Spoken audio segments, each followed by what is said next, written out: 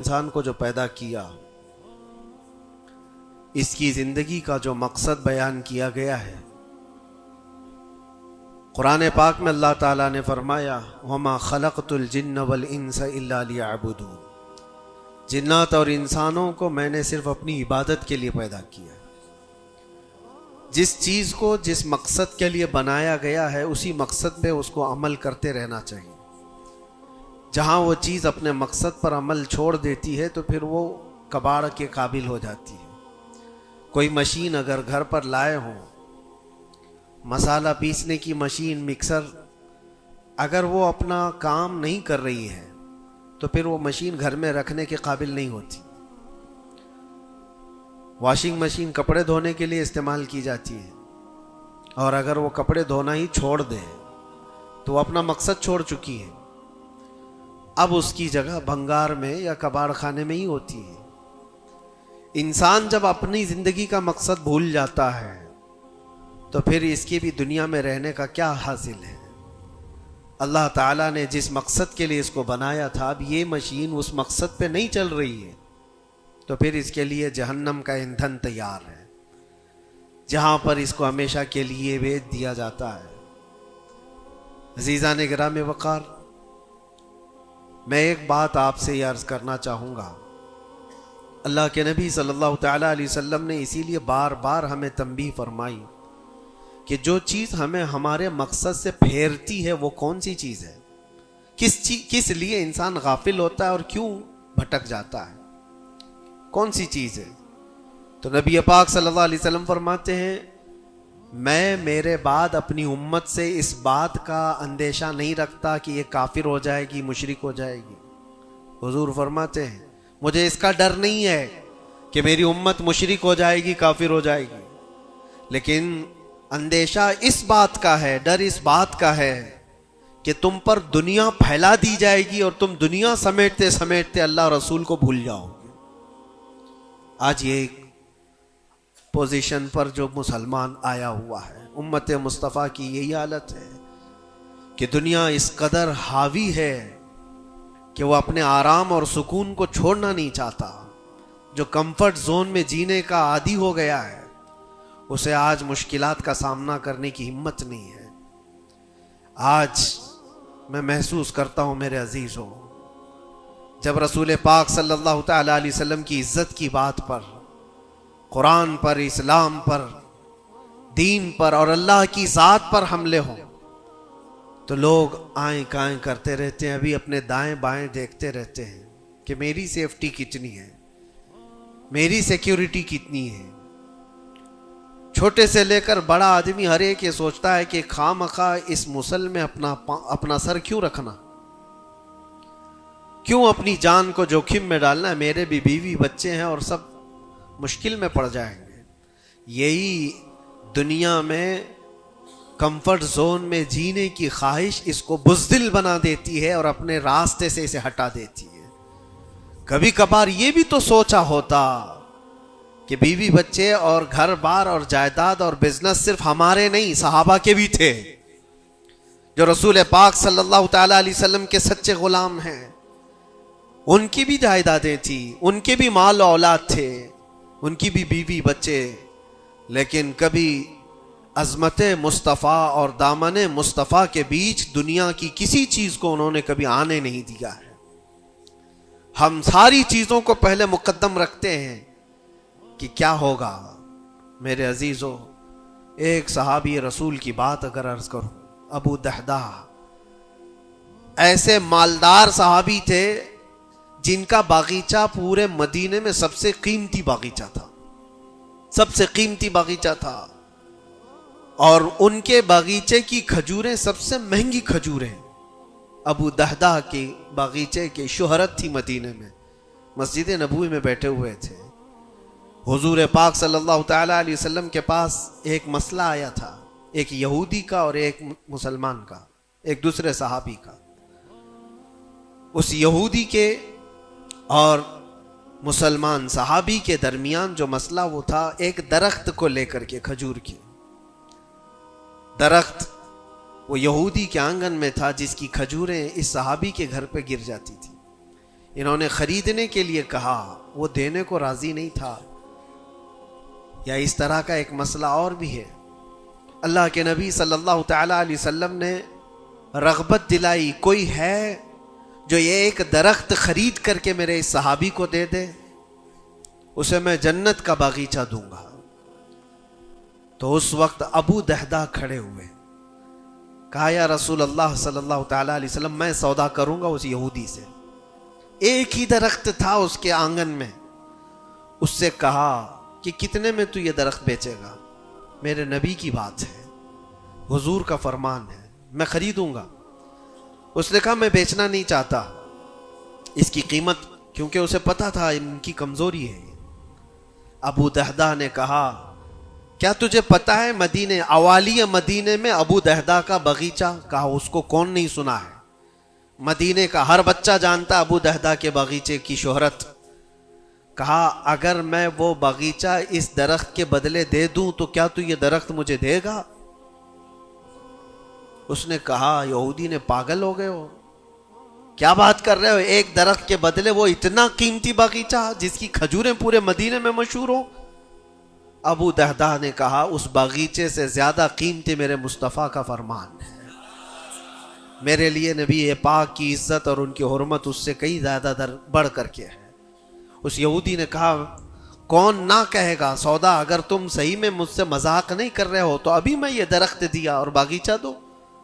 ابو دہدہ نے کہا تو نے ابھی دیا، میں نے بھی یہیں سے دے دیا، باغیچہ بیچ دیا اور ساری چیزیں یہیں پر طے کر کے اپنے باغیچے پر آتے ہیں. باہر دروازے پر کھڑے ہیں باغیچے کے پھاٹک پر، ان کی بیوی ان کی بچے، گھر اندر بنا ہوا ہے باغیچے کے اندر جو ٹھنڈی حاصل کرنے کے لیے خوشنما، باغیچے کے اندر خوشنما محل بنا ہوا ہے. دروازے کے باہر سے ابو دہدہ پکارتے ہیں یا ام دہدہ اپنی بیوی کو، باہر آ جاؤ، باہر آ جاؤ اپنے بچوں کو لے کر. بیوی نے کہا اتنی جلدی کیوں اس طرح سے بلا رہے ہو، کیا بات ہے، کیوں چیخ رہے ہو؟ ابو دہدہ نے کہا یہ باغیچہ بک گیا ہے، اب ہمارا نہیں ہے، باہر آ جاؤ. عورتیں کبھی کسی چیز کو دینے دیتی ہیں؟ گھر کی کوئی چیز بک جائے عورت راضی ہو جائے، لیکن وہ عورت عام عورت نہیں، رسول اللہ کی صحابیہ تھی.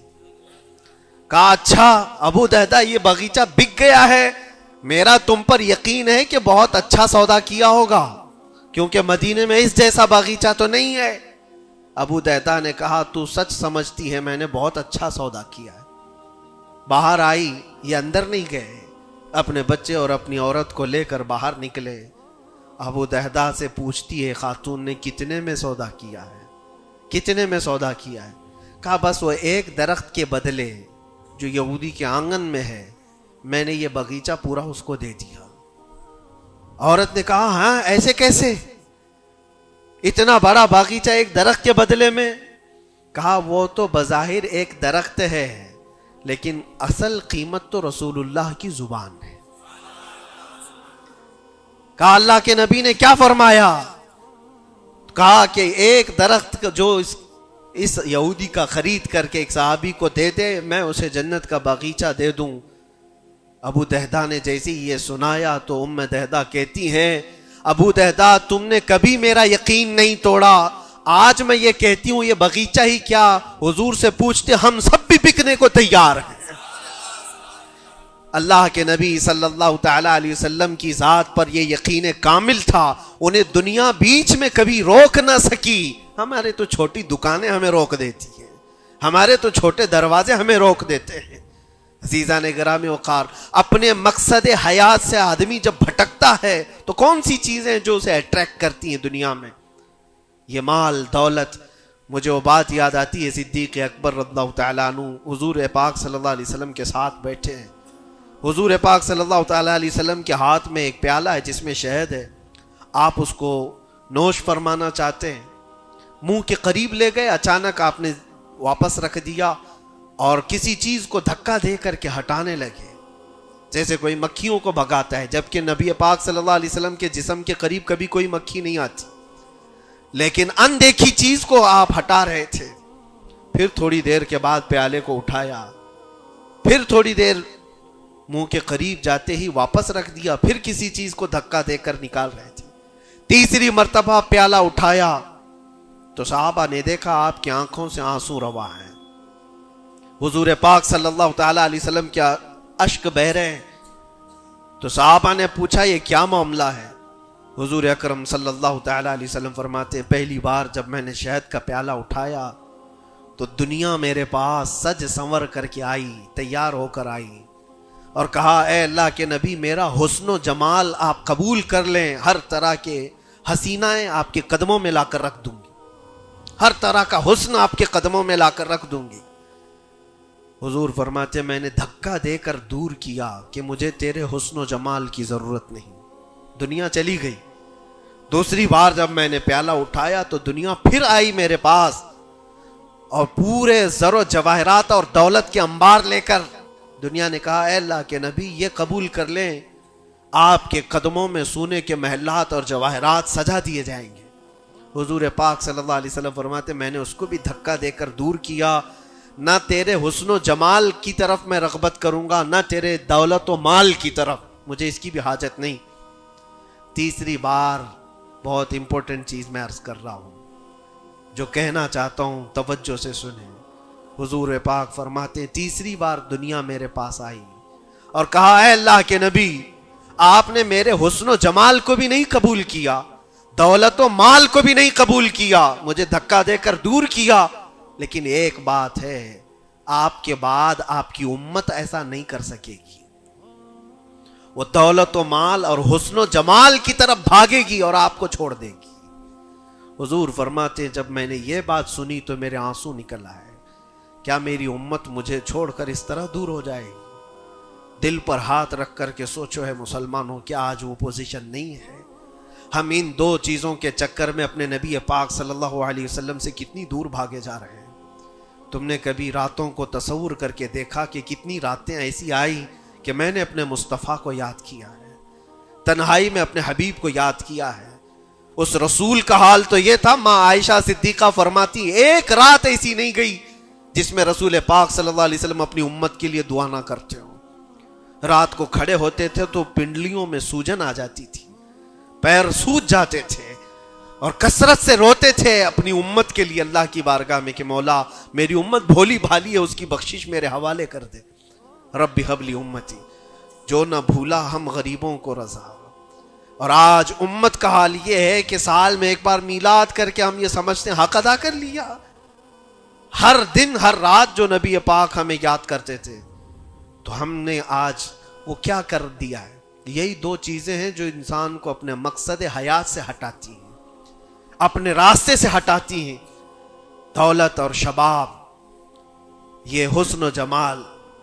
ہر نوجوان کو دیکھو ان دو چیزوں کے پیچھے بھاگ رہا ہے، اسے یہ دو چیزوں کی خواہش ہے، مال جمع کرنا ہے اور خوبصورت عورت کو لانا ہے، اور ان دو چیزوں نے دنیا میں اس کو ایسا غافل کر رکھا ہے، اسے سوچنے کا موقع ہی نہیں ہے۔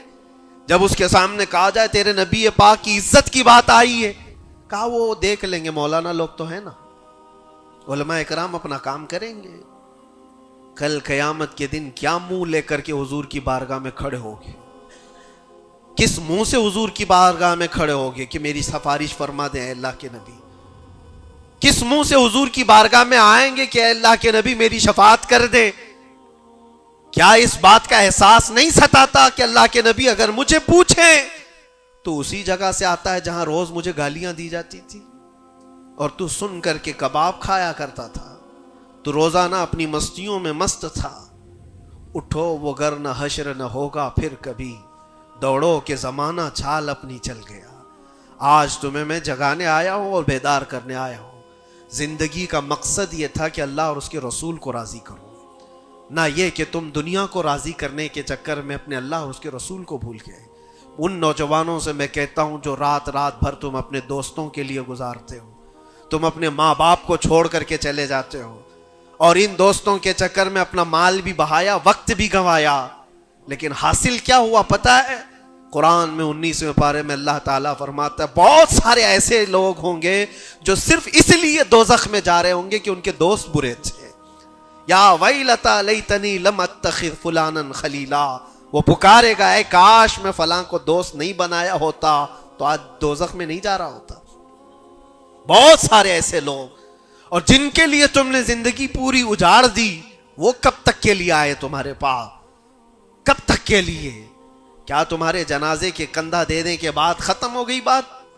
کون تمہاری قبر میں آتا ہے؟ کون تمہارے قبر کے حالات دیکھتا ہے؟ کون ہے جو حشر میں تمہارے معاملات کی سفارش کرتا ہے؟ ہے کوئی نوجوان دوست تمہارے لیے مددگار؟ نہیں. تمہارا دل بھی یہ کہے گا اس قبر کی نئی زندگی میں اگر کوئی آئے گا تو وہ آمنہ کا لال آئے گا. نبی پاک صلی اللہ تعالی علیہ وسلم تشریف لائیں گے. بزرگان دین نے یہاں تک فرمایا ہے وہ قبر میں میرے آقا صلی اللہ تعالی علیہ وسلم اس حالت میں اور اتنی جلدی آتے ہیں, اور منکر نکیر کے اٹھانے سے پہلے اس سے کہتے ہیں فرشتوں سے آہستہ سے اٹھاؤ, میری محبت میں بڑا تھک کے آیا ہے. وہ کس کے لیے ہے؟ جو محبت مصطفیٰ میں یہاں تھکا ہوا ہو اس کے لیے ہے. وہ نہیں جو عیش و عشرت میں شباب و کباب میں یہاں تھک کر کے گیا ہو.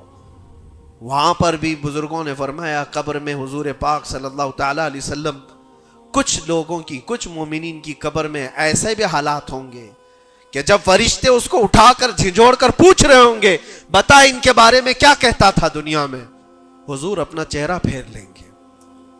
حضور فرماتے ہیں خبردار میری طرف مت دیکھنا, اس لیے کہ دنیا میں تجھے میرا چہرہ پسند نہیں تھا.